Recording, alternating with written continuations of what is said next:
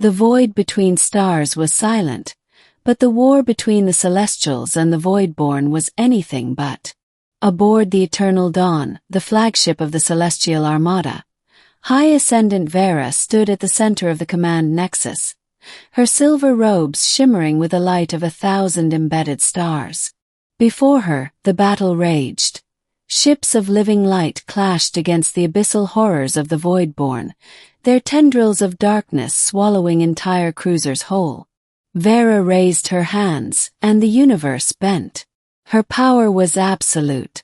She was the pinnacle of celestial evolution, a being of pure energy, thought, and will. No weapon could harm her. No force could touch her. The Voidborn had tried for centuries, throwing their greatest monstrosities at her, only to watch them unravel at her command. And yet, the sound cut through the chaos. Laughter. Human laughter. Veyra's focus shattered. She turned, her luminous eyes narrowing. There, strapped into a secondary control console, was Lieutenant James Carter of the United Earth Defense Corps, one of the few human officers assigned to the Celestial Armada as part of the Alliance. He was grinning like an idiot, his fingers flying over the console as he rerouted power to the Dawn's secondary cannons. "Carter," Veyra said, her voice like the hum of a neutron star.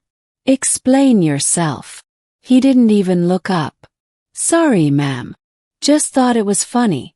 Those Voidborn bastards keep throwing the same ugly squid ships at us. You'd think they'd get creative after, 500 years? The bridge crew, all Celestials, stared at him in horror. No one interrupted the High Ascendant. No one laughed during a battle. But Carter just kept working, utterly unfazed. Veyra should have been furious. She was furious. And yet, something about his laughter, so careless, so alive, sent a ripple through her. The Voidborn chose that moment to strike. A titanic tendril of darkness, thicker than a battleship, lashed out from the abyss, aiming directly for the Eternal Dawn's core. Veyra reacted instantly, raising a hand to obliterate it. But her focus was still fractured. The tendril struck. The ship shuddered. Alarms blared.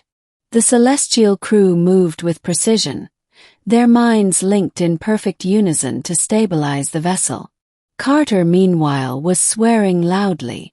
"Oh, come on. That's cheating." He punched in a command sequence, and the Dawn's point defense guns roared to life, shredding the tendril before it could breach the hull. Veyra watched him. Humans were strange. They were fragile, mortal. Their lives were over in a blink compared to hers. And yet they fought.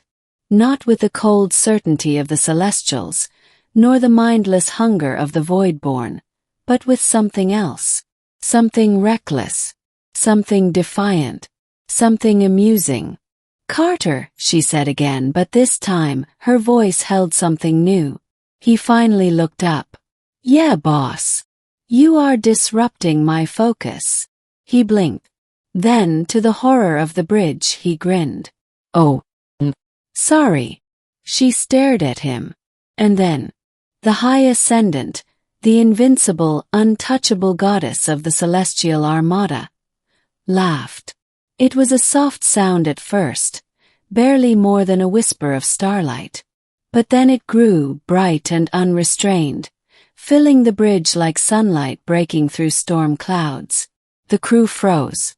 The Voidborn, sensing a shift in the cosmic balance, hesitated. And Carter, he just grinned wider. "There we go. Knew you had it in you." Veyra wiped a shimmering tear from her cheek.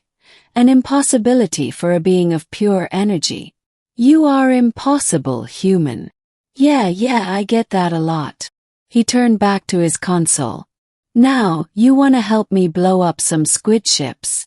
The battle was far from over. The Voidborn still loomed, infinite and hungry. But for the first time in centuries, Veyra felt something she had long forgotten. And with it, a new kind of power. She raised her hands again, but this time the light that surged from her was warmer, brighter, more alive. The Voidborn recoiled, and the human laughed again, loud and bright, as the darkness burned away before them. Epilogue. The war would rage on. The Voidborn were endless. The Celestials were eternal. But something had changed. In the halls of the eternal dawn, the crew whispered of it. The High Ascendant walked among them now, not as a distant goddess, but as something closer.